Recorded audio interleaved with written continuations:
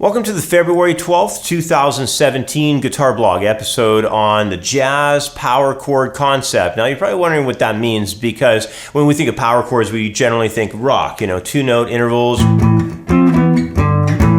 And we're thinking rock tunes, metal tunes, that kind of stuff. But if you're like a lot of guitar players, you probably started playing guitar doing rock tunes, and you understand that those three-chord riffs and licks that make up rock songs, they all revolve around that infamous power chord idea. So, if you're totally unsure of what a power chord is, it's really simple. It's just the root. So let's say you were on a G, and then it's also the fifth related off that root. So G, A, B, C, D. So it's a D note played with a G, and you got a power chord. That's the rock chord. You can extend it and have a root and fifth and octave. So now you've got a G, a D, and another G on top.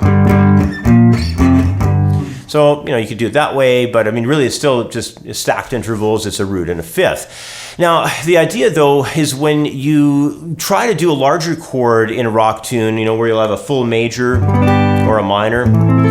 They're a little bit too large. They get all blurry and convoluted when you're using distortion and overdrive with them. So the major and minor triad chords, the larger chords, they tend not to be too fantastic when you're using a lot of overdrive and so forth. Now the principle that we're trying to go off in the direction here with this idea of jazz power chords is just taking the standard larger major 7, minor 7, dominant 7th chord types and cutting them down into just intervals, similarly to what we're dealing with in a power chord situation, in your average rock tune where you just got the root and the fifth. We're going to do the same concept, but with the more jazz direction, and the popular chords in jazz, of course, are major 7, minor 7, dominant 7th, some of the diminished chords. We can have extended, we can have altered chords, but we're going to try and keep things pretty simple in this lesson plan. Maybe in the future what I'll do is another lesson plan where I'll really dive into all the information on suspended, altered, that kind of thing, and extended chords.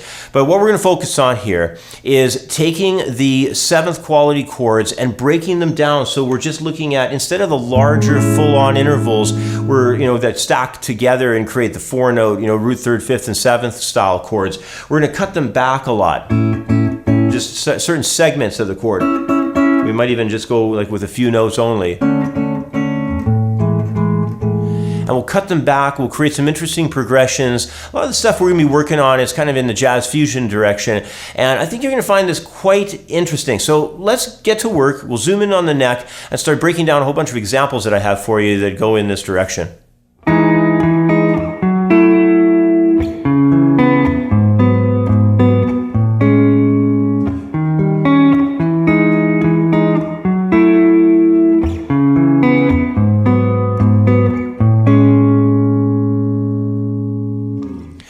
Alright, so our first example is going to be this jazz power chord concept going on with some isolated roots. We're going to look at adding some thirds and some sevenths, so we're really taking into consideration our 7th quality chords here. And since intervals make up such a large part of how we view the neck, we need to also understand their application with respect to the chord tones that we're going to be replacing from various 7th quality chords that are used in jazz. Now, the most popular chords that we're going to find in jazz are probably going to be your major 7, minor 7, dominant 7, some of the diminished chord types.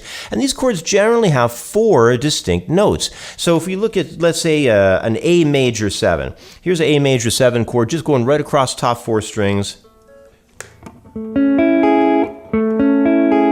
It's an A major 7. It's got A, C sharp, E, and G sharp. If I take it down for a lower voicing,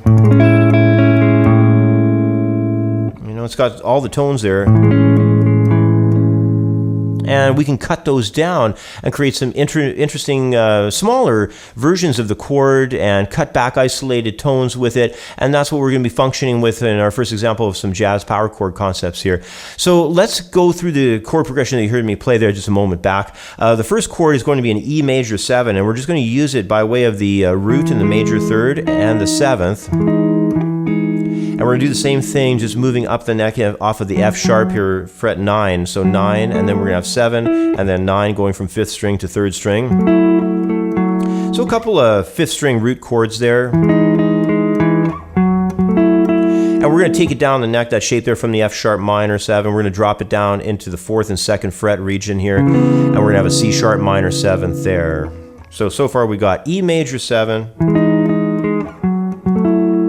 then moving it to the C sharp. And we're going to carry through off of the 6th string root, a little bit different voicing. We're going to have a G sharp minor 7 now. And we're just taking the G sharp of that chord, the root, and we're going to add in the flat 7 tone. And we've also got this B natural tone right here, the flat 3rd as well. And, you know, if you're using your pick and fingers, doing a hybrid style picking is one of the nicest ways to attack into the string sets with this. So I'm just plucking, in this case with my pick on the 6th string, and then using my middle and ring fingers to pluck on the 4th and 3rd strings.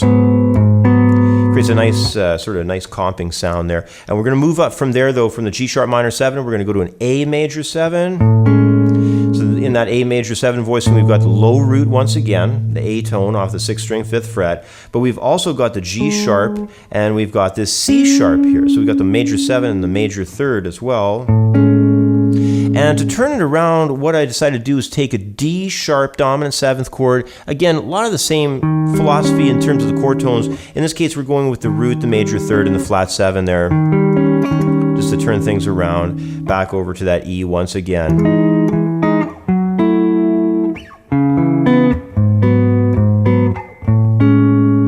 Turnaround. So it's a nice sounding groove, and you know, it's very isolated. We've just got these roots, 3rds, and 7ths, and we're just breaking things down and omitting the 5th and having these much smaller chords going on, you know. So try this one out, you know. I think I'll have some fun with it.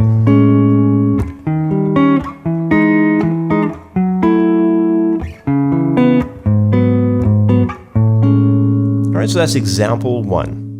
Smooth jazz chords introduces chord types that offer a very different sound from the chords that are used in almost every other style of music. The Smooth Jazz Chords video lesson is a 2-part course that demonstrates chord types that are used in the smooth jazz style. These chords are often referred to as triad over bass note chords, and the lesson demonstrates these chord shapes as well as their use using both diagrams and example progressions. Smooth Jazz Chords is available for instant download in the View Our Products area at creativeguitarstudio.com.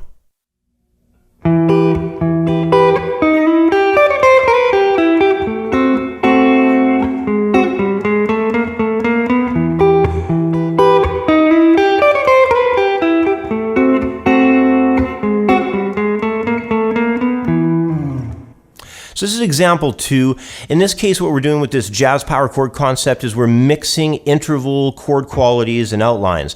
Now, this concept of jazz power chords can be made very interesting when mixing intervals to either create very wide interval ideas in the voicings or create harmonic moves that require very minimal hand motion.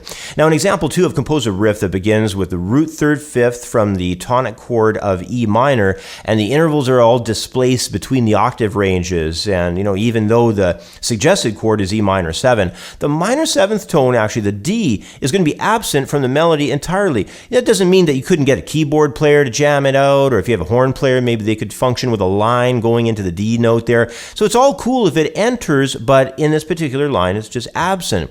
Now, in measures 3 and 4, that's where something really kind of cool happens. We get a small transition by the way of only shifting one interval, and the move is enough that it creates the harmony change from a D dominant 7th chord into G sharp dominant 7th. So watch for that. So let's just start off here and go through what's happening. We're going to start off on an E minor 7 chord, but all we're going to be doing is grabbing the E tone off the 5th string 7th fret, and we're also going to grab a high note up here of the 8th fret and 7th fret on the 2nd and 1st guitar strings.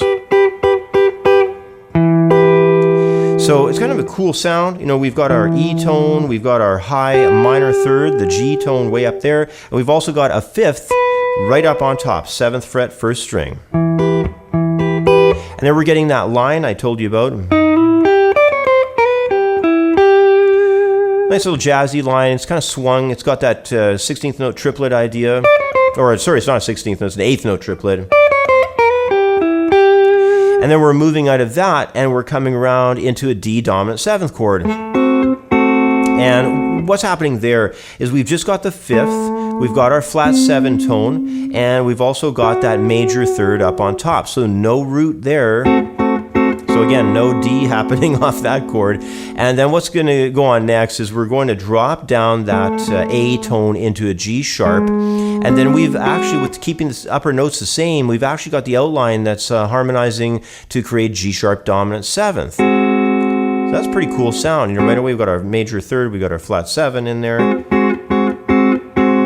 of an interesting color, you know.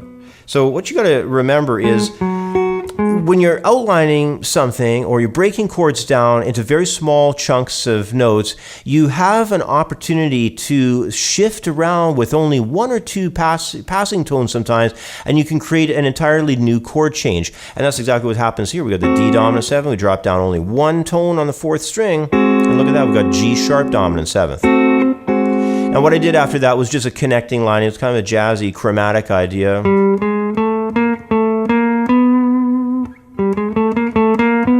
So just moving along on the 4th string, 5th fret, 6th, 7th, 8th, and then moving on from the 7th, 8th, and then the 9th. So it just kind of puts it all together that way. So that's example 2. I'll just sort of slowly play it down for you one more time.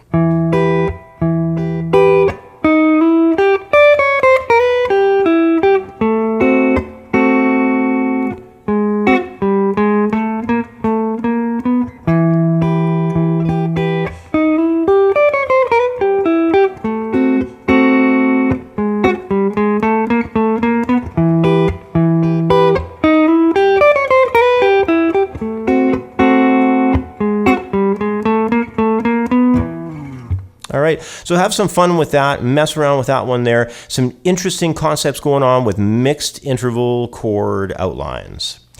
Now, we'll come back in just a moment in the members area, and I have some new ideas I want to run through with you. Some of them are going to get pretty challenging, and I hope that you're going to be sticking around for that. Just head over to creativeguitarstudio.com. If you don't have a membership plan, you can test the waters for free by just taking a general free membership. You can sift through all the Quick Licks episodes, and you can check out the first episode of all the lesson plans. There's no ads when you're on the site, and it's just all 100% guitar lessons. And if you do decide to pull a membership, you're going to get the second half of those videos. You're going to get the complete breakdowns of all the course material, because some of the course material you're looking at in the advanced program anyway, upwards of 20, 22 videos per course. And plus there's the handouts. There's loads of stuff on the site. I really hope you have a chance to check it out. There's really nothing out there like it as far as I can tell. I've worked for over 20 years creating this type of a guitar program, so there's lots of great information over for you at creativeguitarstudio.com. I hope to see you there soon. Thanks for watching part 1 of the lesson. Be sure to sign up for a membership at creativeguitarstudio.com to watch part 2 in the members area.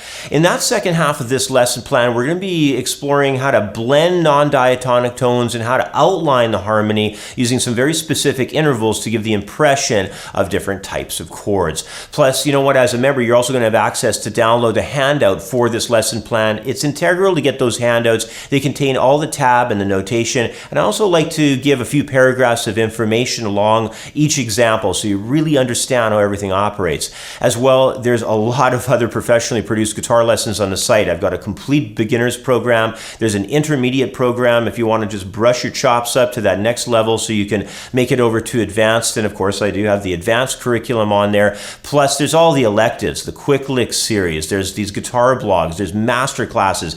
There's just hours and hours and hours of very professionally well-organized guitar lessons on the site. So I hope to see you next in the members area. Thanks for watching this video. I'll catch up with you next at creativeguitarstudio.com.